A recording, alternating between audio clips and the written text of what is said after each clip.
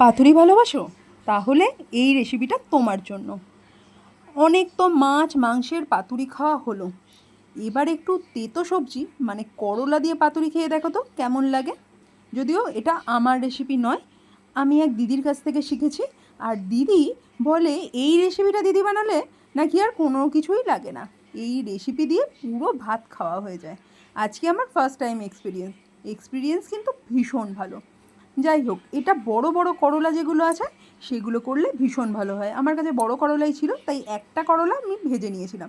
কারণ বেশি করে প্রথম দিন করিনি, কারণ আমি সর্বভোগ হলেও আমার বর সব কিছু খেতে অতটা পছন্দ করে না, তাই এক্সপেরিমেন্টের জন্য অল্প করেই করলাম। যাই হোক, নুন হলুদ গুঁড়ো দিয়ে করলাটা ভালো করে ভাজা ভাজা করে তুলে নিতে হবে। এরপর যেটা করতে হবে, করলা ভাজার তেলেতেই দিয়ে দিতে হবে কালো জিরে আর কাঁচা লঙ্কা, আর তারপর একটু সর্ষে বাটা, অল্প একটু সর্ষে বাটা, আর সব কিছু মিশিয়ে তারপর দিতে হবে জল। আচ্ছা, আমি বলে দিই, আমি এখানে সর্ষে বাটার বদলে আমার কাছে একটু কাসুন্দি ছিল, আমি সেটাই দিয়েছিলাম। তো ভালো করে ভাজা ভাজা হয়ে যাবার পর মশলাটা দিয়ে দিয়েছি ভাজা করলাগুলো, আর তারপর ওপর দিয়ে দিয়েছি একটু ব্যালেন্সের জন্য অল্প একটু নুন, আর দিয়েছি মিষ্টি মানে চিনি দিয়ে দিয়েছি। তারপর ভালো করে একটু মাখা হয়ে গেলে তখন দিতে হবে দুটো জিনিস।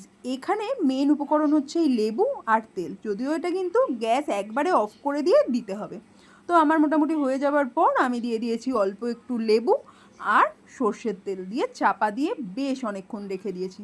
আর তারপর গরম ভাতে জাস্ট মেখে খেয়ে নেওয়া, অসম্ভব টেস্টি হয়েছে। আর যেটা বলেছে দিদি একদম সত্যি, এই রেসিপিটা থাকলে সব কিছু ফেল হয়ে যাবে। তোমরা যদি এখনও পর্যন্ত করলার পাতুরি না খেয়ে থাকো, অবশ্যই একবার ট্রাই করো। আর রেসিপিটা কেমন লাগলো সেটা জানাতে ভুলবে না। সবাই খুব ভালো থেকো, টাটা।